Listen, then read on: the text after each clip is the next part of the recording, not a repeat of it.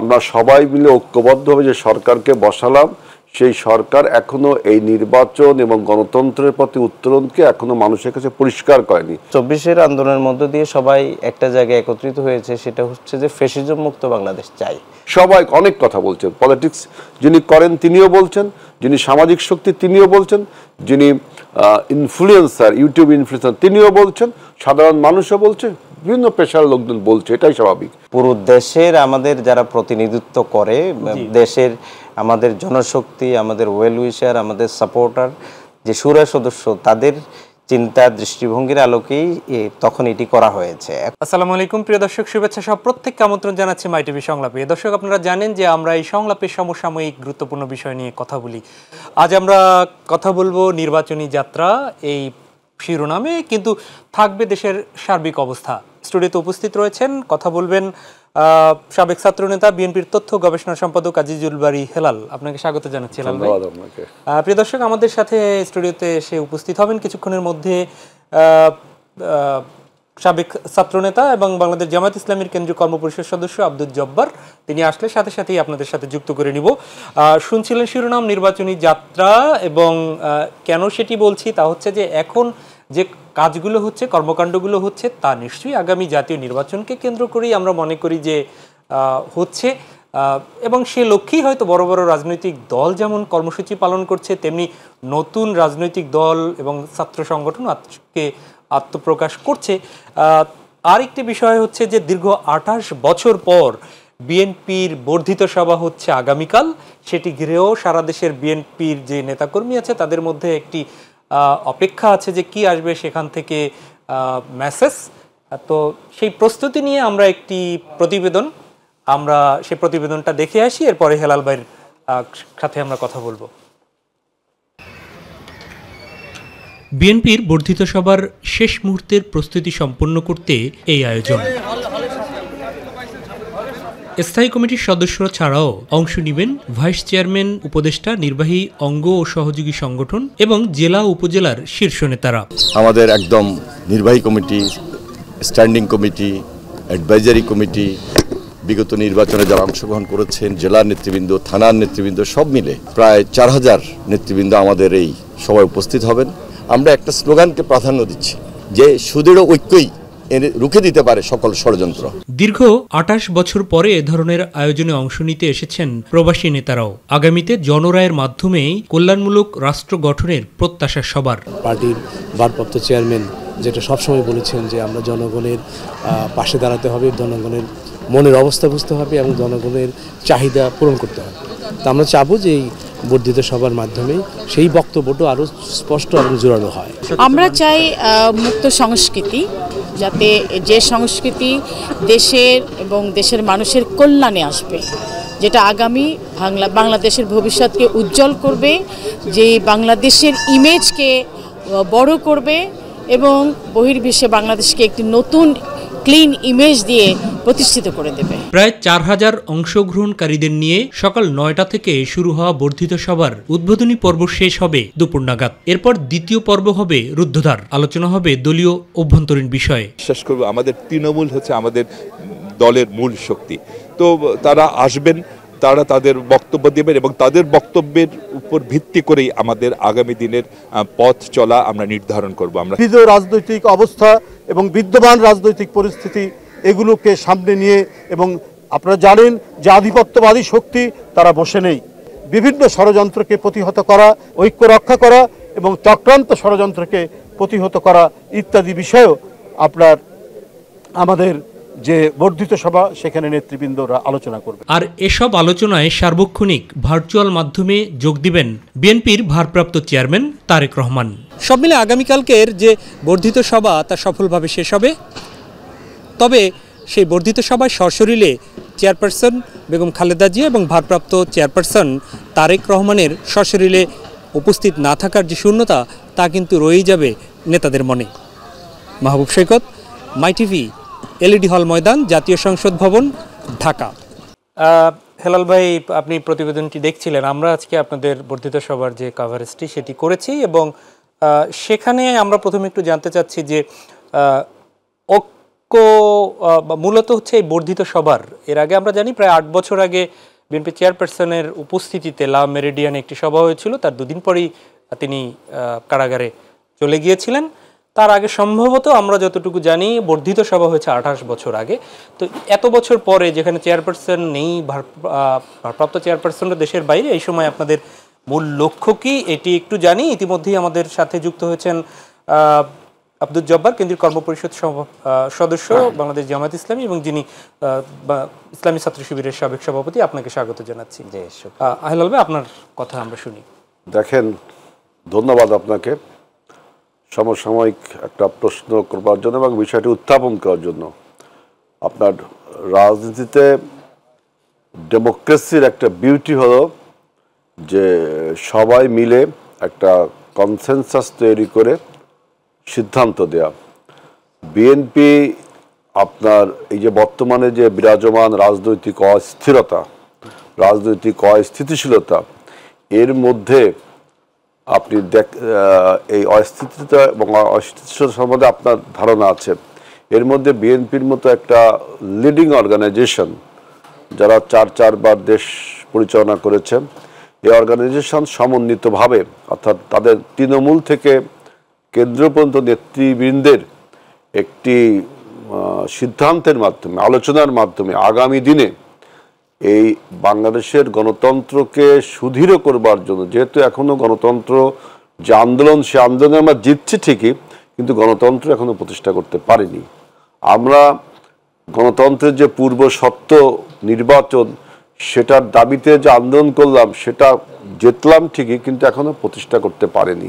এবং যে আমরা সবাই মিলে ঐক্যবদ্ধভাবে যে সরকারকে বসালাম, সেই সরকার এখনো এই নির্বাচন এবং গণতন্ত্রের প্রতি উত্তরণকে এখনো মানুষের কাছে পরিষ্কার করেনি। এই মুহূর্তে বিএনপির মধ্যে একটা লিডিং অর্গানাইজেশনের, একটা বড় দলের নিশ্চয়ই যে করণীয় কিছু আছে। আমরা এই পর্যন্ত যে সমাবেশগুলো করেছি, বিভিন্ন প্রোগ্রাম করেছি, সরকারের কে সতর্ক করবার জন্য, জনগণকে একত্রিত করবার জন্য, এর পরেও আরও যদি কিছু করার আমাদের থাকে, এই জন্য আমরা, যেহেতু একটা ডেমোক্রেটিক রাজনৈতিক পার্টি, এই জন্য আমরা তৃণমূলের সব নেতাকর্মীকে, বিশেষ করে বর্ধিত সভা বলতে আপনি বোঝেন যে একদম কেন্দ্র থেকে থানা পর্যন্ত, থানা পৌর এই পর্যন্তকে আমরা ডেকেছি। এই সব নেতৃবৃন্দ কালকে দিনভর আমাদের পার্টির চেয়ারম্যান থাকবেন, ভারপ্রাপ্ত চেয়ারম্যান থাকবেন, স্ট্যান্ডিং কমিটির নেতারা থাকবেন, পলিসি মেকাররা থাকবেন, তারা সব তৃণমূলের কথা শুনবেন, বুঝবেন।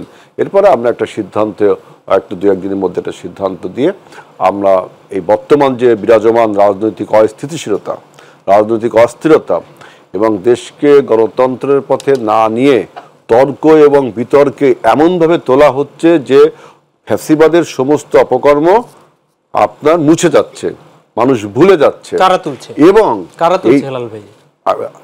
দেখেন, যেহেতু একটা ফ্যাসিবাদের মতো একটা দানবকে আমরা সরিয়েছি, বাংলাদেশের মানুষ এই দানবকে সরিয়েছে। অতএব এখন এতদিন আমরা সবাই যারা রাজনীতিতে মুখ খুলতে পারতাম না, কথা বলতে পারতাম না, মানুষের বাক স্বাধীনতা, এখন সবাই কথা বলছে, স্বাভাবিক পরিবেশটা এসছে সেরকম, সবাই অনেক কথা বলছেন। পলিটিক্স যিনি করেন তিনিও বলছেন, যিনি সামাজিক শক্তি তিনিও বলছেন, যিনি ইনফ্লুয়েন্সার, ইউটিউব ইনফ্লুয়েন্সার তিনিও বলছেন, সাধারণ মানুষও বলছে, বিভিন্ন পেশার লোকজন বলছে, এটাই স্বাভাবিক। সুতরাং এরকম একটা তর্ক বিতর্কর মধ্যে যে অস্থিতিশীলতা তৈরি হচ্ছে, আমরা মনে করি এই তর্ক বিতর্কগুলো যদি সংসদে হতো, একবার চিন্তা করেন, যদি সংসদে হতো তাহলে সেটা ফল বয়ে আনতো। কারণ এখন আমরা যে আলোচনাগুলো করছি, এই যে আমরা টক শোতে এখন আলোচনা করব, এটা বিশেষজ্ঞ আলোচনা, তাই না? আর বাইরে মাঠের একটা রাজনৈতিক আলোচনা হবে, ডিসকোর্স থাকবে, চায়ের দোকানে আলোচনা হবে, বিভিন্ন আড্ডায় আলোচনা হবে, এগুলো ডিসক্রিট আলোচনা, বিচ্ছিন্ন, কিন্তু টোটাল একটা ফল বয়ে আনবে যে আলোচনা, যে সেই আলোচনা সংসদে হওয়া দরকার। সেই সংসদকে পাশ কাটিয়ে আমরা আজকে বিভিন্ন রকম ন্যারেটিভ তৈরি করছি, বিভিন্ন রকম কথা বলছি। এই মুহূর্তে বিএনপির কী করণীয়? এই জন্য বিএনপি যেহেতু একটা ডেমোক্রেটিক দল, তারা সমস্ত কর্মীদেরকে একত্রিত করে আমাদের কালকে ইনশাল্লাহ সেই আলোচনাটা হবে। এরপরে আমরা এই কি প্রক্রিয়ায় দেশের গণতন্ত্রকে এস্টাবলিশ করা যায়, স্বৈরাচার যেহেতু বিদায় নিয়েছে, এখন দেশকে গড়ার সময়, সে দেশ কীভাবে করা যায় সেই সব আলোচনা হবে। জি, ধন্যবাদ। আমি আব্দুল জব্বার আপনার কাছে আসি। সেটি হচ্ছে যে আমরা অনুষ্ঠানের শুরুতেই আমরা দেখেছি যে আগামীকালকে বিএনপির বর্ধিত সভা, এবং সেই সভা আপনিও নিশ্চয়ই জানেন। হেলাল ভাই তার কথার মধ্যে বলেছেন যে এখনও গণতন্ত্র প্রতিষ্ঠা হয়নি, অস্থিতিশীলতা তৈরি হচ্ছে বিভিন্ন কারণে। আজকে আমি একটু কোট করি, আজকে জামায়াতের আমির তিনি বলেছেন সম্ভবত পঞ্চগড়ে, দুঃশাসন মুক্ত বাংলাদেশ গড়তে আরেকবার যুব সমাজকে জেগে উঠতে হবে। দুঃশাসন মুক্ত এই মুহূর্তে দুঃশাসন কারা করছে? দুঃশাসন মুক্ত দেশ গড়তে আরেকবার যুব সমাজকে জেগে উঠতে হবে। এটি কি এই মুহূর্তে কি মনে করছেন যে দুঃশাসন আছে, না আগামীতে আসার কোনো সম্ভাবনা দেখছেন? কি থেকে আপনি আরেকবার যুব সমাজকে জেগে উঠতে বলছে জামায়াতের আমির? ধন্যবাদ আজিজুল বারী হেলাল ভাই এবং সঞ্চালক, যারা দর্শক শ্রোতামণ্ডলী দেখছেন। আমি প্রথম বিষয় যেটা বলবো যে আগামীকালকে জাতীয়তাবাদী দলের যে তৃণমূলের সভা হবে, এটা শুধু ওনার দলের নয়, অর্থাৎ বিএনপির নয়, সারা বাংলাদেশের মানুষের একটা প্রত্যাশা যে এখানে তৃণমূলের মানুষ ভাবেন আসলে তার এলাকায় কি হচ্ছে, তার থানায় কি হচ্ছে, তার উপজেলায় কি হচ্ছে। যে সামগ্রিকভাবে এই আলোচনার মধ্য দিয়ে বিএনপি বড় একটি দল হিসেবে চারবার ওনারা ক্ষমতা পরিচালনা করেছেন, রাষ্ট্র পরিচালনা করেছেন, সেহেতু একটি ভালো সিদ্ধান্তে উপনীত হবেন যে আগামীতে রাষ্ট্র পরিচালনার ক্ষেত্রে ওনারা আসলে যে প্রত্যাশিত বাংলাদেশ, যে আমরা ফ্যাসিজমের বিরুদ্ধে লড়াইয়ের কথা বলছি অথবা ফ্যাসিজম মুক্ত বাংলাদেশের কথা বলছি, সেটি করার ক্ষেত্রে আশা করি এ ধরনের আলোচনাগুলো যত বেশি তৃণমূল পর্যায়ে যাবে তত বেশি দলের জন্য কল্যাণ এবং রাষ্ট্রের জন্য কল্যাণ, মানুষের জন্য কল্যাণ। তো সেটাকে আমরা স্বাগত জানাই। দ্বিতীয় বিষয় যেটি আমাদের আমিরে জামাত ডাক্তার শফিকুর রহমান সাহেব যেটি বলেছেন, আসলে আমরা বিগত 53 বছরে আমাদের প্রকৃতপক্ষে মানুষের অধিকার কিন্তু আমরা একদম যদি বিশ্লেষণ করি, কিছু স্তরের লোকরা হয়তো বা নানা সুযোগ সুবিধা পেয়েছে, কিন্তু সত্যিকার অর্থে আমরা সর্বপর্যায়ের মানুষগুলো সেভাবে আমরা সকল শ্রেণী পেশার মানুষ অধিকার পাইনি, নানাভাবে বঞ্চিত হয়েছে। তো সেই জায়গা থেকে আসলে 36শে জুলাইয়ের পরে মানুষের ভিতরে একটা প্রত্যাশা জেগেছে যে নিশ্চয়ই যেহেতু এখন শুধু পলিটিক্যালি আগে রাষ্ট্রকে রাষ্ট্রের নতুন একটা চিন্তা দৃষ্টিভঙ্গি তৈরি করার সুযোগ ছিল, আগামী দিনে আমি নির্বাচনে যাব বা ওরা নির্বাচনে যাবে, এরকম একটি পেশি শক্তি বা অবস্থান তৈরি করার সুযোগ ছিল। কিন্তু 24-এর আন্দোলনের মধ্য দিয়ে সবাই একটা জায়গায় একত্রিত হয়েছে, সেটা হচ্ছে যে ফ্যাসিজম মুক্ত বাংলাদেশ চাই। তো সেই জায়গা থেকে আসলে বিএনপি এবং আমরা সবাই ঐক্যবদ্ধ, অর্থাৎ যদি ন্যায় ইনসাফ ভিত্তিক একটি রাষ্ট্র যদি আমরা প্রতিষ্ঠা করতে চাই, আসলে এখানে যুবকদের বিকল্প নাই। যুবকরা যেভাবে 24-এ নতুন একটি দুয়ার খুলে দিয়েছে আমাদের জন্য, সাথে শ্রমিক জনতাও এখানে সম্পৃক্ত হয়েছে, আম জনতা সম্পৃক্ত হয়েছে, সেই জায়গা থেকে হয়তো আমির জামাত এই কথা বলেছেন যে সত্যিকার অর্থে মানুষের অধিকার যদি প্রতিষ্ঠিত করতে হয় যুবকদেরকে জাগতে হবে। হচ্ছে যেমন ধরেন, আমি বিগত 3টি নির্বাচনে আমি প্রথম 14তে যখন ভোট অংশগ্রহণ করি, 14 এরপরে হচ্ছে 18, 24, তো বলতে গেলে একটা ভোটও আমি দিতে পারি নাই। তো সেই জায়গায় আমি বলবো যে আমি তো এত অধিকারের কথা বলছি, আওয়ামী লীগও কিন্তু কম অধিকারের কথা বলে নাই, বলছে যে ভোটের অধিকার, ভাতের অধিকার, এই অধিকার সেই অধিকার আমরা প্রতিষ্ঠা করবো, আমরা দিতে পারি নাই। হয়তো আমরা দেখেছি যে এই বিএনপির যারা বিভিন্ন জায়গায়, জামাতে যারা বিভিন্ন জায়গায় উপজেলা এবং জাতীয় নির্বাচনে দাঁড়িয়েছে, তারা যখন ভোট দিতে গিয়েছেন দেখা গিয়েছে তার ভোট সে কিন্তু দিতে পারে নাই। তো সেই জায়গাতে আসলে এখন তরুণ যুবকদেরকে উদ্দেশ্য করে উনি হয়তো ওনার বক্তব্য রেখেছেন, তো ব্যাখ্যা বিশ্লেষণ যদি উনি দেন ওনার। ধন্যবাদ। আমি হেলাল ভাই আপনার কাছে একটু ফিরি, আবারও একটু সেই যৌথ সবারই বর্ধিত সবার কাছেই যাই। সেটি হচ্ছে যে আপনাদের তো সেশন একটি হবে, সে সব ঠিক আছে, আমরা যতটুকু বুঝতে পারছি যে সারা দেশের যে ভারপ্রাপ্ত চেয়ারম্যান যে বিষয়গুলো, যে মেসেজগুলো এতদিন দিচ্ছিলেন, সেগুলো হয়তো তিনি আবার বলবেন। এর পাশাপাশি এই যে আগামী নির্বাচনকে কেন্দ্র করে আপনাদের আর কি কি বিষয়গুলো আসলে ওখানে আপনাদের পক্ষ থেকে আলোচনা হবে, সেখানে কি পরবর্তীতে সেন্ট্রাল কাউন্সিল করার কোনো বিষয়গুলো কি আসতে পারে? এইটা আমরা এখনো এজেন্ডাগুলো এইভাবে প্রকাশিত হয়নি, তবে আমরা যে বিরাজমান রাজনৈতিক অস্থিতিশীলতাকে মোকাবেলা করবার জন্য আমাদের তৃণমূল পর্যায়ের যে সভা, এটা তো মোটামুটি কনফার্ম, এবং আমাদের আগামীতে যে সেন্ট্রাল কাউন্সিল এটা নিয়েও হতে পারে, এটা বিষয়ে আমি অতটা নিশ্চিত না যে ওইটা আমাদের এজেন্ডা কতকগুলো। আরেকটা জিনিস দেখেন যে আভ্যন্তরীণ গণতন্ত্র, এই নির্বাচনকে প্রতিহত করবার জন্য আপনার যে আগামী আপকামিং ইলেকশন, যেটার জন্য মানুষ 17 বছর আন্দোলন সংগ্রাম রক্ত দিয়েছে, যে ভোটের অধিকার, ভাইও যেটা বলেন ভোটের অধিকার, সেই নির্বাচনকে প্রতিহত করার জন্য অনেক সময় সংস্কার, অনেক সময় স্থানীয় সরকার নির্বাচন, অনেক সময় স্বৈরাচারের বিচার, অনেক ন্যারেটিভ তোলা হয়েছে এই নির্বাচনকে প্রতিহত করবার জন্য, বা মুখোমুখি দাঁড় করানো হয়েছে। আরেকটি বক্তব্য বারবার দেয়া হয়, আমি দেখলাম বিশেষজ্ঞ মহল, বিশেষ করে আমি তো বলেছি যে দানব সরে যাওয়ার পরে বাংলাদেশে অনেক মানুষ, আমরা সবাই এখন মুখ খুলে কথা বলতে পারি।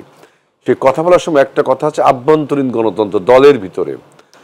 তা আমি দেখলাম যে বিএনপি একমাত্র দল যে আভ্যন্তরীণ গণতন্ত্র, দেখেন আমাদের সারা বাংলাদেশের 80টা সাংগঠনিক ইউনিট আছে আমার জেলা, জি, এবং অসংখ্য থানা ইউনিট আছে, অসংখ্য পৌর ইউনিট আছে, এবং সব জায়গায় আমরা কিন্তু নির্বাচনের মাধ্যমে নেতৃত্ব মনোনীত করি, মানে নির্বাচন করি, একটা প্রতিযোগিতামূলক নির্বাচন প্রত্যেক দিন। আজকেও কুমিল্লায় দেখলাম আমি আমাদের সম্মেলন এবং কাউন্সিল, তার আগের দিন খুলনা মহানগরীতে সার্কিট হাউসে বিশাল সম্মেলন এবং কাউন্সিল, ভোটের মাধ্যমে নেতা নির্বাচিত হলো। সুতরাং প্রকাশ্যে ভোটের মাধ্যমে জাঁকজমকভাবে প্রতিদ্বন্দ্বিতার মাধ্যমে একটা কোনো গোপন কিছু না, ব্যালটটা গোপন, কিন্তু সব কিছু সামনে, যে কে কত ভোট পেলো, কে কত কি করে পেলো, এভাবে আমার তৃণমূল থেকে একদম কেন্দ্র পর্যন্ত আমরা এই জিনিসটা প্র্যাকটিস করছি। যেখানে বাংলাদেশের ভোটের রাজনীতি হারিয়ে গিয়েছিল, ভোট দেওয়ার মানুষ ভুলে গেছিল, বিএনপি একমাত্র দল তার কমিটি গঠনের ক্ষেত্রে আমরা যে আপনার ফুল ফ্লেজেড যে কমিটি, আহ্বায়ক কমিটিগুলোর কথা অনেকে হয়তো বলবেন যে আপনাদের আহ্বায়ক কমিটি তো ভোটের মাধ্যমে হয় না, ভোটের মাধ্যমে আহ্বায়ক কমিটি হয় না। আমরা এখন ফুল ফ্লেজেড কমিটিগুলো করছি ভোটের মাধ্যমে, যে টু প্রুভ যে বাংলাদেশের মানুষ এখনও ভোট দিতে অভ্যস্ত, এবং ভোটের জন্য তারা very much craving two caste দেয়ার ভোট। সুতরাং আগামীকালের যে আমাদের বর্ধিত সভা, এইটার একটা বিউটি হলো যে দলের মধ্যে সিদ্ধান্ত নেওয়ার যে ডেমোক্রেটিক প্রসেস, যে তৃণমূল থেকে কথাবার্তা শুনে একটা সিদ্ধান্ত দেওয়া, যেহেতু এখন কিন্তু খুবই জরুরি এই সিদ্ধান্ত দেওয়ার, কারণ আমাদের এই গণতন্ত্র কিন্তু, এবং বাংলাদেশের সার্বভৌমত্ব, গণতন্ত্র এবং আমাদের গণ অভ্যুত্থান কিন্তু বিপন্ন প্রায়। গতকালকে সেনাপ্রধানের বক্তব্যে অনেকটা স্পষ্ট হয়েছে, রাইটলি ঠিকভাবে অনেকগুলো কথা বলেছেন, যে সেজন্য বিএনপির এই মুহূর্তে একটা আরও কংক্রিট সিদ্ধান্তের জন্য আমরা এই সিদ্ধান্ত ব্রড বেস লেভেলে নিচ্ছি। প্রত্যেক দল যদি এই কাজগুলো করত, তাহলে কিন্তু যে ডিসক্রিট আলোচনা করে আমাদের অভ্যুত্থানকে ভিন্ন পথে প্রবাহিত করতে পারত না। এবং আজও স্বৈরাচারের দোসররা বড় বড় কথা বলছে, বিভিন্ন রকম কথা বলছে, আমাদের পার্শ্ববর্তী দেশ ষড়যন্ত্র করছে, আমাদের এই পরিবর্তনকে ভালোভাবে মেনে নিতে পারবে না, প্রশাসন থেকে বিভিন্ন রকম কথা বলা হচ্ছে। এবং দেখেন যে আপনার সংস্কার কমিশন, সে এমন একটা প্রস্তাব দিল যে হাস্যকর, যে একদিনে সে 5000 ইউনিয়ন, শত শত উপজেলা, শত শত পৌরসভা, জেলা পরিষদ, সিটি কর্পোরেশন, একদিনে সে নির্বাচন অনুষ্ঠান করবে, 10টা ব্যালট দিবে। চিন্তা করেন যে এটা তো জাতীয় নির্বাচনের তো একটা হিউজ টাস্ক, অথচ তিনি বলছেন এটা নাকি সে জুন মাসে করতে পারবে, কিন্তু জাতীয় নির্বাচন করতে পারছে না। কোন মতলববাজিতে? জব্বর ভাই, আমি হেলাল ভাইয়ের কথা সূত্র ধরেই একটু যাই। একমাত্র গণতান্ত্রিক দল বিএনপি নির্বাচনের মাধ্যমে দলীয় নেতা নির্বাচন করে, কে কত ভোট পেল তাও জানানো হচ্ছে, করে দেয়া হয় তাদের এই যে কাউন্সিলগুলোতে আপনারা গণতান্ত্রিক দল অথবা নেতা নির্বাচনের প্রক্রিয়া কি তাদেরকে সেই সাধুবাদটা একমাত্র দল হিসেবে দিবেন? আসলে যারাই তাদের নেতা নির্বাচনের জন্য তাদের অধীনস্থ যে জনশক্তি আছে জি, তাদের কাছ থেকে ম্যান্ডেট নিয়ে যদি তারা লিডারশিপ নির্বাচিত করে, তাহলে তাদের যে লক্ষ্য, উদ্দেশ্য, টার্গেট সেটা বাস্তবায়ন করা তাদের জন্য সম্ভব। তো জামাতে ইসলামীর ব্যাপারে আসলে ওই যে আপনি বলছিলেন বিরতির সময় যে আসলে আমাদেরকে ডেকেও পাওয়া যায় নাই, বা সরকারের পক্ষ থেকে, আওয়ামী লীগ সরকারের পক্ষ থেকে মিডিয়াগুলোকে কাটসাট করে দেয়া হয়েছে যে জামাতের লোকদেরকে এখানে আনা যাবে না এই অর্থে তারা কথা বললে তো জামাতের প্রচার হবে। জামাতের প্রচার হওয়াটা তো আমাদের নেতাদের যখন ফাঁসি দেওয়া হচ্ছিল, শুধু ওখানে লেখা হচ্ছিল যে জামাত নেতা ৭১-এর দায়ে ফাঁসি কার্যকর। এর বাইরে কিন্তু তাদের জন্য হাজার হাজার মানুষ রাস্তায় নেমেছে, তাদের জন্য মানুষ জীবন দিচ্ছে, এই বিষয়গুলো কিন্তু শেষের দিকে তারা আনেনি। তো সেই জায়গায় জামাতের অনেক কিছু কিন্তু চাপা পড়ে গিয়েছে। আপনারা দেখবেন যে ২০২৫ সালে আমাদের ২৫-২৬ সেশনের জন্য সারা দেশে যে আমাদের জেলা এবং মহানগরী এই কমিটিগুলো ২ বছরের জন্য গঠিত হয়, ইভেন থানা পর্যায়ে, উপজেলা পর্যায়ে পর্যন্ত। আমাদের ১ তারিখ থেকে শুরু করে গতকাল সর্বশেষ বিবাড়িয়া জেলা ছিল, সেখানে আমাদের অঞ্চল ভিত্তিক ভাগ করে ওপেন ফিল্ডের মধ্যে, যদিও ওখানে একটা নির্বাচন কমিশন থাকে, ওই নির্বাচন কমিশনে ভোটের মধ্য দিয়ে সেখানে আমাদের মেম্বারদের ভোটের মধ্য দিয়ে মূলত সেখানে আমাদের আমির নির্বাচন করা হয়। সুতরাং তারা যেহেতু, অর্থাৎ বিএনপি যেহেতু সে কাজগুলো করে, অবশ্যই অ্যাপ্রিসিয়েট করব। তবে একমাত্র দল নয়, জামাতে ইসলামী কিন্তু একই সাথে তারা তাদের তৃণমূল জনশক্তির, সেখানে কিন্তু অন্য দলে যেভাবে প্রার্থী থাকে, অমুক প্রার্থী তমুক প্রার্থীকে, আমাদের ওখানে কিন্তু ওই প্রার্থী থাকে না।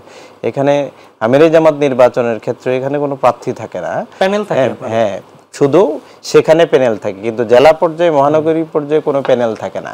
ওখানে যেমন ধরেন আমি নারায়ণগঞ্জ মহানগরীর আমির, আমার ১,০০০ রকম মহিলা এবং পুরুষ, তারা ভোট দিবে। যেমন ঢাকা মহানগরীর উত্তরে হচ্ছে যে ১১ বা ১২,০০০ ভোটার, তাদের সেখানে কেউ প্রার্থী হবে না, কিন্তু সর্বোচ্চ যিনি ভোট পাবেন তিনি হবেন সেখানকার আমির। কে কয়টা ভোট পেল সেটা কি আপনারা প্রকাশ করেন? সেটা আমাদের নির্বাচন না, পাবলিকলি সেটি করা হয় না, নির্বাচন কমিশন আছে এবং না, যুক্তি আছে। যুক্তি বলতে কে কত পেয়েছে এটার কেউ যদি কোনো রকম যদি জানতে চায়, তাহলে নির্বাচন কমিশনের কাছে এটা স্পষ্ট, একদম দালিলিকভাবে সেটা লেখাযোগ্য থাকে, যে কেউ জানতে পারবে। এটি ছাত্র শিবিরে আমি সেন্ট্রাল প্রেসিডেন্ট ছিলাম, আমাদের একেম নাজির আহমেদ ছিলেন তখন আমরা দেখেছি যে সভাপতি সেক্রেটারিকে দেয়া হয়েছে এবং সেখানে বলা হয় যে কেউ যদি এটা দেখতে চায় এটার সুযোগ আছে।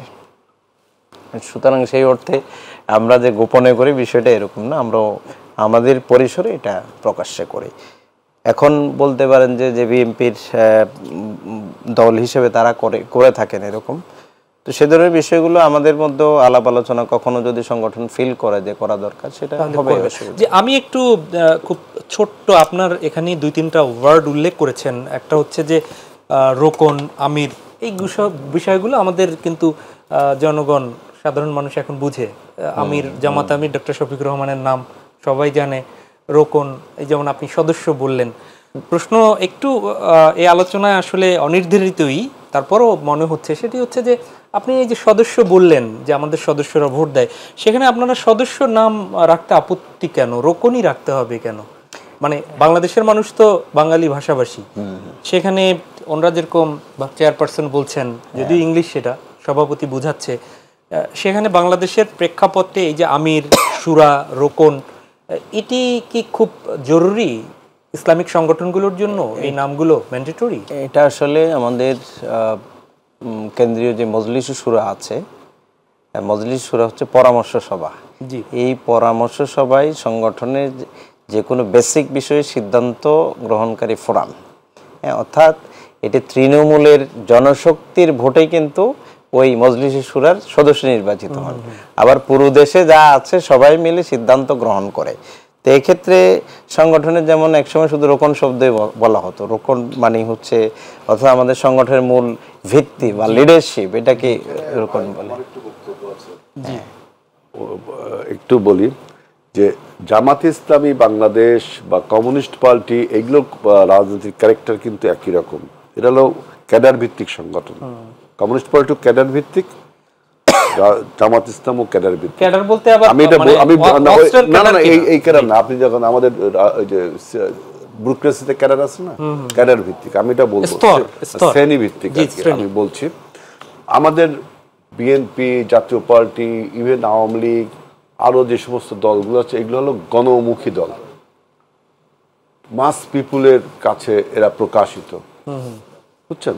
আর এই জামাত ইসলামী বাংলাদেশ বা কমিউনিস্ট পার্টি এরা হলো ক্যাডার ভিত্তিক। নির্দিষ্ট কিছু আইডিওলজি না থাকলে আপনি দল করতে পারবেন না। যেমন আপনাকে ইসলামিক হইতে হবে, তাই না? এই জন্য দেখবেন এনাদের এই পরিভাষাগুলো ইসলামিক পরিভাষা। এটা আমি দোষের কিছু দেখি না, ইসলামিক পরিভাষা। কারণ এবং আপনার কমিউনিস্ট পার্টি দেখবেন আপনাকে কমিউনিস্ট আন্দোলনে বিশ্বাসী হতে হবে, আপনাকে কমিউনিজমে বিশ্বাস, তারপরে আপনি কমিউনিস্ট পার্টি করতে হবেন।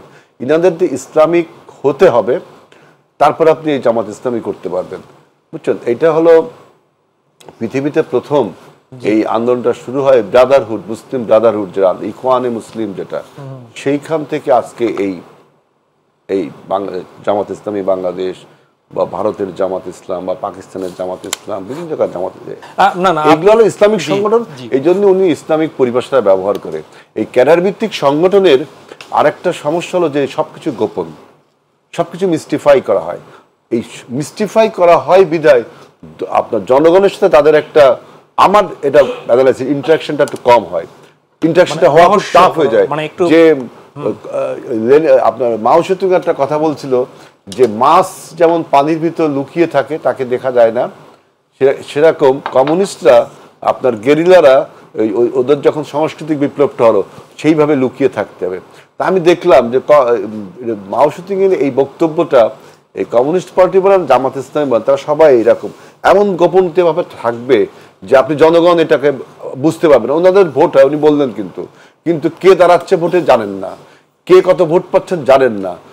এই যে মিস্টিফাই এবং মিস্ট্রি, দুইটাই, একটা গোপন আর একটা রহস্য, এইটা হলো ক্যাডার ভিত্তিক সংগঠনের একটা বৈশিষ্ট্য। আপনি দেখেন, আমি একটু নিয়ে আসি কথা, কারণ হারিয়ে যাবে। আপনি অনেকগুলো বিষয় বললেন, তো মনে হচ্ছে যে জামাতের বিষয় সম্পর্কে অনেক স্টাডি আপনার আছে। জি, একটু আব্দুল জব্বার আপনার কাছে। হ্যাঁ, সেটা হচ্ছে যে আসলে আমরা রোকন বলতাম, ওই যে রোকন মানে ভিত্তি, রোকন মানে স্ট্যান্ড। তো এখন আমরা কিন্তু সদস্য, এটা এই শব্দটা সাথে ব্যবহার করে বোঝার ক্ষেত্রে যে সুবিধা অসুবিধার বিষয় বলছেন। আর ভাই বলছেন যে এটা মানে এর বাইরে কোনো লোক এখানে দল করতে পারবে না। অর্থাৎ বেসিক আমরা যে, যেমন ধরেন আমি যদি বলি যে ইসলামী শরিয়ার ভিত্তিতে একটা ন্যায় ইনসাফপূর্ণ রাষ্ট্র প্রতিষ্ঠা করতে চাই, আমাদের যারা সমর্থন করে, সে যখন এই বিশ্বাস করে, এই চিন্তা করে, তখন কিন্তু আমাদের সাথে রিলেটেড হয়। এখন হচ্ছে যে এখন ওই মাচ পিপলের সাথে বা জনগণের সাথে সম্পৃক্ত হওয়ার যে বিষয়টা ভাই বলছেন, আসলে তো আমরা তো এই স্বাধীনতা পরবর্তী থেকে এই পর্যন্ত নানা ইস্যু, নানা কারণ, নানা টেবু, নানা ট্যাগ, এটার কারণে আমরা সেভাবে সম্পৃক্ত হতে পারি নাই। তবে 24-এর পরে আমরা যতটুকু এখন ফিল্ডে যাওয়ার সুযোগ হচ্ছে, যে মানুষ তো ওভাবে আমাদেরকে বলছে না যে ভাই আপনারা রোকন, আপনাদের সাথে মিশা যাবে না, বরং আমাদের এখন আপনি যদি ভালো কাজ করেন, আপনি যদি ভালো কাজ করেন, তাহলে আপনাকে ওয়েলকাম জানাবে। আমি যখন ভালো কাজ করব, মানুষের কল্যাণে কাজ করব, মানুষ আমার সাথে থাকবে, এটাই স্বাভাবিক। না জব্বার ভাই, এখানে যে বিষয়টি সেটি হচ্ছে যে হেলাল ভাইও যেটি বললেন, যেমন কমরেড, একটা ওনাদের বাম সংগঠনের আছে, তো এখানে ওনারা কিন্তু মনে করতো কমরেড যেন কি। তো আপনারা যেহেতু জনমুখী বা জনমানুষের কথা বলছেন, সেখানে যদি কোনো ইসলামের নিষেধ না থাকে যে আপনি বাংলায় পরিভাষায় জনমানুষ বুঝবে, এই পদ কিংবা পদবি আপনারা ব্যবহার করলে সমস্যা নেই, সেখানে আপনারা করতে বাধা কোথায়? এইটি কিন্তু হেলাল ভাই মেনশন করেন। আমি কিন্তু এটা বলার জন্য চেষ্টা করেছি, আমাদের পুরো দেশের আমাদের যারা প্রতিনিধিত্ব করে, দেশের আমাদের জনশক্তি, আমাদের ওয়েল উইশার, আমাদের সাপোর্টার, যে শুরা সদস্য, তাদের চিন্তা দৃষ্টিভঙ্গির আলোকেই তখন এটি করা হয়েছে। এখন আমরা যখন ব্যাপক ভিত্তিক মানুষের সাথে মিশছি, মানুষ যখন ফিল করছে বা আমাদের জনশক্তিরা কোথাও কোথাও ফিল করছে, কখনো যদি আমাদের মজলিসটা ফিল করে যে এটা আলোচনায় আসা দরকার, এটা হবে, অসুবিধা জি। আপনি তো নতুন, এটা শরীয়তের কোনো বাধ্যবাধকতা। কত বছর আগে ছাত্র সংগঠনের প্রেসিডেন্ট ছিলেন? জি, আমি 14-15 মানে এখনো তাও 7-8 বছর, 9 বছর হয়ে গেছে। তার মানে এখনকার প্রজন্মের সাথে সাথে একটা আগের প্রজন্ম এবং এখনকার প্রজন্মের মেল বন্ধন। তো সেটা আপনারা যারা নতুন নেতৃত্ব আছেন আপনারা ফিল করেন কিনা সেটি হয়তো আপনি বলতে পারবেন কিনা, আপনার সাংগঠনিক স্ট্রাকচার আমি ঠিক জানি না, বাধ্যবাধকতা আছে কিনা। মানে আপনারা যা ফিল করেন সেগুলো তো আপনাদের নির্দিষ্ট সীমার বাইরে আসলে আলোচনা করার সুযোগ আছে। আপনারা ফিল করছেন কিনা যে এগুলো জনমানুষের এই যে টার্মসগুলো, সেই টার্মসগুলো পরিবর্তন করা যেতে পারে কিনা? আচ্ছা, সেটা হচ্ছে, আমি তো সেন্ট্রাল এক্সিকিউটিভ কমিটি, যেটা আমাদের কর্মপরিষদ সদস্য বলে, আপনি সেটারও মেম্বার? আমি সেটার মেম্বার। জি। তো সেই হিসাবে আমাদের কর্মপরিষদ বৈঠক যখন হয়, আমাদের মধ্যে তরুণ অনেক ভাইরা আছেন, আমরা যখন যা ফিল করি আমরা কিন্তু খোলামেলাভাবে বলার সুযোগ আছে এবং প্রত্যেক সদস্যেরই সেই সুযোগটা আছে। সেই সুযোগগুলো আমরা বলি এবং অনেক বিষয়ে আলোচনা হয়, পর্যালোচনা হয়, যে বিষয়গুলো অথেন্টিক বা সবার জন্য গ্রহণযোগ্য, সর্ব লেভেলে অ্যাকসেপ্টেবল মনে হয়, অনেক কিছু আমাদের নতুন করে যুক্ত হচ্ছে, কোনো অসুবিধা নেই। আমি বিরতিতে যাওয়ার আগে খুব আমি একটু বলি, বিরতিতে যাওয়ার আগে একটু বলি। দেখেন, আমি একটু ওনাদের পক্ষ দিয়ে একটু বলি। ওনারা যে টার্মিনোলজি বা লেক্সিকনগুলো ব্যবহার করে, যে শব্দ বলি, যে পরিভাষাগুলো, যে মজলিসে শুরা, রোকন, আমিরে জামাত, আরও অনেক, এগুলো সব ইসলামিক পরিভাষা। আমাদের দেশে দেশি শব্দ কয়টা? 200 থেকে 300, আর সব তো বিদেশি শব্দ। আপনি যখন বলেন প্রেসিডিয়াম মেম্বার, এটা কোন দেশের শব্দ? এখন একটা ইসলামিক দল তারা যদি ইসলামিক পরিভাষা ব্যবহার করে, কারণ বাংলাদেশের দেশি শব্দের সংখ্যা খুবই কম। আপনার মাই টিভি, এটা কোনটা দেশি শব্দ বলেন? ইংরেজি। হ্যাঁ, তো এখন যদি আপনাকে কেউ বলে আপনি কেন আমার দূরবীক্ষণ যন্ত্র বলছেন না, অর্থাৎ উনি যদি ইসলামিক পরিভাষা ব্যবহার করে, এটা তো আমার মনে হয় এটা কোনো সমস্যা নেই। লেক্সিকন যে টার্মিনোলজি ব্যবহার করতে পারে, যেমন আমরা মোবাইল ফোন, আমাকে বলি এটা এটা এটা এটা দুরালাপনী কোষ, তা তো বলি না। Cell phone, mobile phone, habituated to say that. এইরকম কমিউনিস্ট পার্টিতে আছে কমরেড, আপনার ব্যারিকেড, তারপর আরও কত কিছু বলে ওরা। আমাদের দলের মধ্যে আছে না, অনেক শব্দ আছে, ইংরেজি, বাংলা, উর্দু, হিন্দি মিশ্রিত হয়ে যায়। আওয়ামী লীগ নিজে নামটা কি বলেন? উর্দুতে উর্দু। বাংলাদেশ জাতীয়তাবাদী দল, এটা কিন্তু বাংলা শব্দ। কিন্তু বিএনপি যখন বলেন বাংলাদেশ ন্যাশনালিস্ট ফোর্স, এই সব পৃথিবীর সব দেশে আপনার দেশি শব্দ বিদেশি শব্দ মিলে ভাষার সৃষ্টি হয়। এইটা নিয়ে কোনো বক্তব্য না। বক্তব্য হলো যে ওনাদের যে মিস্টিফাইং অ্যান্ড মিস্ট্রি, যে something they are mystifying, they are hiding, কিছু কিছু লুকাচ্ছে, আর যেহেতু লুকাচ্ছে সেখানে একটা রহস্য, মিস্ট্রির জন্ম দিচ্ছে। এই জন্যই বলছি জামাতে ইসলাম ইজ লাইক মানে নেক্সাস অফ মিস্টিফাইং। আপনি সেটি বলেছেন। কোনো যদি বক্তব্য থাকে আব্দুল জব্বার আপনার কাছ থেকে নিব। আজিজুল বারী হেলাল, ছাত্রদলের সাবেক সভাপতি, বিএনপি নেতা, তথ্য গবেষণা সম্পাদক, আপনার কাছে একটু যাই। আপনারা দুজনই ছাত্র সংগঠনের নেতৃত্ব দিয়েছেন। ঠিক আজকে বৈষম্য বিরোধী ছাত্র আন্দোলনের নতুন সংগঠন গণতান্ত্রিক ছাত্র সংসদের কেন্দ্রীয় কমিটি ঘোষিত হয়েছে। তাদের নেতৃত্বে একদিন পরেই আবার দলও আসছে। তো এই কমিটিকে ছাত্র সংগঠনের প্রতিনিধিত্ব করেছেন, তাদের দল আসার আগেই কিন্তু ছাত্র সংগঠন আজকে গঠিত হয়ে গেল। কিভাবে দেখছেন এই ছাত্র সংগঠনকে? ছাত্র সংগঠনকে তো অবশ্যই অভিনন্দন জানাই, এবং নতুন যে দল আসবে তাকেও অভিনন্দন জানাই। এবং এটা হলো ছাত্রদের না, বৈষম্য বিরোধী ছাত্র সংগঠন। এবং এই বৈষম্য বিরোধী নামটাও কিন্তু একটা জায়গার থেকে নেওয়া হয়েছে।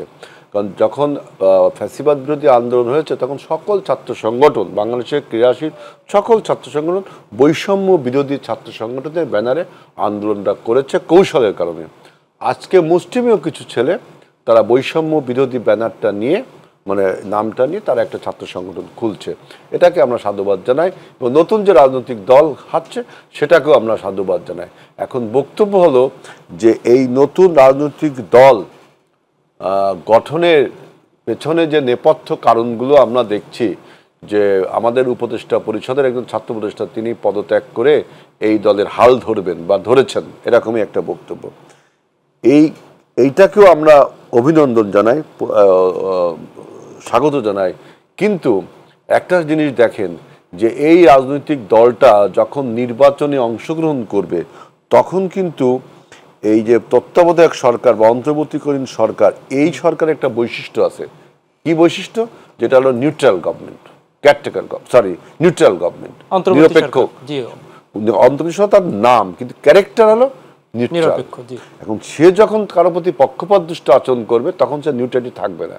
এখন এই নিউট্রাল গভর্নমেন্টের একজন উপদেষ্টা তিনি যদি পদত্যাগ করে ওইখানে ছাত্র সংগঠন একটা দল তৈরি করে তখন, এবং ওই দল যখন নির্বাচনে অংশগ্রহণ করে তখন কিন্তু এই উপদেষ্টা পরিষদ তার নিউট্রালিটি হারায়। শুধু কারণ এটা আপনাদের তো দাবি ছিল যে দল করলে তো আপনারা পদত্যাগ করে করেন, তো পদত্যাগ করে না, আমাদের দাবি ছিল না, এটা আমাদের দাবির বিষয় না, বিষয়টা নিয়মের। যে উনি যে আগে উপদেষ্টা ছিলেন তখন তার একটা নেক্সাস কিন্তু এই উপদেষ্টা পরিষদে তৈরি হয়েছে, এবং এই নেক্সাসের ফলে বাংলাদেশের প্রশাসনও তার একটা নেক্সাস তৈরি হয়েছে। এর অনেক গল্প বাজারেও আছে, তাই না? সুতরাং ওই দলের ওই উপদেষ্টা পরিষদের 3 জন উপদেষ্টা পদত্যাগ করলেই যে ওই দলটা আপনার সরকারের পৃষ্ঠপোষকতা হলো না বা সরকারের সাথে লিঙ্ক আপ নেই, তা কিন্তু ঠিক না। ওই উপদেষ্টা পরিষদের তাই ছিল একটা নিউট্রাল গভর্নমেন্ট। সেখান থেকে যখন নির্বাচনে অংশগ্রহণ করে তখন কিন্তু এই ইউনিট সরকারের নিউট্রালিটি নিয়ে প্রশ্ন। অনেক ধন্যবাদ। একটা বিরাট ব্যাপার। আব্দুল জব্বার, আপনার কাছে আসি, একদমই কম সময়, এই বিষয়ে আপনার মন্তব্য জানতে চাই। আচ্ছা, তারা গণতান্ত্রিক ছাত্র সংসদ যে ছাত্র সংগঠনটি তারা প্রকাশ করেছে এটা আমরা স্বাগত জানাচ্ছি। তবে বিষয়টা হলো সারা দেশে আসলে বৈষম্য বিরোধী ছাত্র আন্দোলন নামে যে সূত্রপাত হয়েছিল, এখানে নানা গুঞ্জন আমরা শুনতে পাচ্ছি যে সেখান থেকে কাউকে কাউকে বাদ দিয়ে কাউকে কাউকে রেখে তারা এটি করেছে।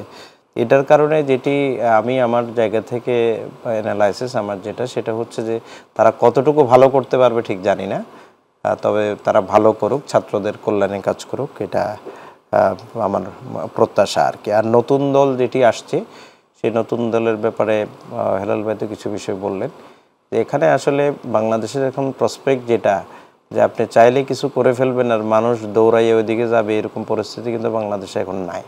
মানুষ এত ধরনের মানে পলিটিসাইজ হয়েছে মানুষ কিন্তু এখন ভালো এবং মন্দ বোঝার মতো সক্ষমতা আছে।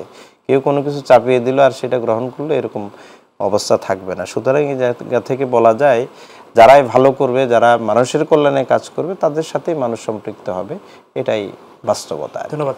এক কথায় উত্তর চাচ্ছি হেলাল ভাই, সেটি হচ্ছে যে এই যে নতুন দল আসতেছে এদেরকে আপনারা প্রতিদ্বন্দ্বী মনে করেন কিনা? না না, কখনোই না। প্রতিদ্বন্দ্বিতা থাকবে কেন? প্রতিদ্বন্দ্বিতা থাকবে, কিন্তু এখন নতুন দল তাদেরকে শুভকামনা জানায়। তারা যেন বাংলাদেশের যে বিরাজিত সমস্যা, আপনারা কি ভীত? না না না, আমরা শুভকামনা। ভীত কেন? বিএনপি জাতীয়তাবাদের রাজনীতি করে, আমরা ন্যাশনালিস্ট ফোর্স, আমরা কোনো এবং আমরা কিন্তু মাল্টিপার্টি ডেমোক্রেসি আমরাই জন্ম দিয়েছি। আমাদের ফলে আজকে জামাতে ইসলাম, আমাদের ফলে আওয়ামী লীগ নিজে, আমাদের এই নিয়মের ফলে। আপনারা প্রতিদ্বন্দ্বী মনে করছেন কিনা যে আরেকটা শক্তি আসলো? এতদিন তো বিএনপি এবং জামাত বড় শক্তি এই মুহূর্তে ছিল, এখন আরেকটা শক্তি আবির্ভূত হচ্ছে। আমরা এটাকে শক্তি মনে করি না, আমরা মনে করি যে রাজনৈতিক দল হিসেবে তাদের প্রতিদ্বন্দ্বিতা বা তারা এগিয়ে যাওয়ার সেই প্রচেষ্টাটা থাকবে। তো সেই জায়গায় যদি প্রতিদ্বন্দ্বিতামূলক হয় তাহলে দেখা যাবে যে মানে রাজনৈতিক যে মানে তাদের মধ্যে একটা কম্পিটিশন থাকবে, যে যারাই ভালো করবে, মানুষের জন্য পাবলিক রিলেটেড কাজ করবে, মানুষের কল্যাণে কাজ করবে, দেশের জন্য কাজ করবে, তাদেরকে মানুষ অ্যাপ্রিসিয়েট করবে। সেই জায়গা থেকে আমাদের বা সবারই সচেতনতা তৈরি হবে বলে আমি আসবো। অনেক ধন্যবাদ জনাব আব্দুল জব্বার এবং অসংখ্য ধন্যবাদ আজিজুল বারী হেলাল, আপনাদের দুজন কি। প্রিয় দর্শক, এই ছিল আমাদের আজকের আয়োজন। দেখা হবে পরবর্তীতে। আমরাও চাই যে প্রতিযোগিতা থাকতেই পারে এবং সেই প্রতিযোগিতা হোক ভালোর জন্য, আর সেই ভালো কাজগুলো করে আসুন যে যার জায়গা থেকে একটু কল্যাণমূলক রাষ্ট্র গড়তে সবাই একটু হলেও ভূমিকা পালন করি। আল্লাহ হাফেজ।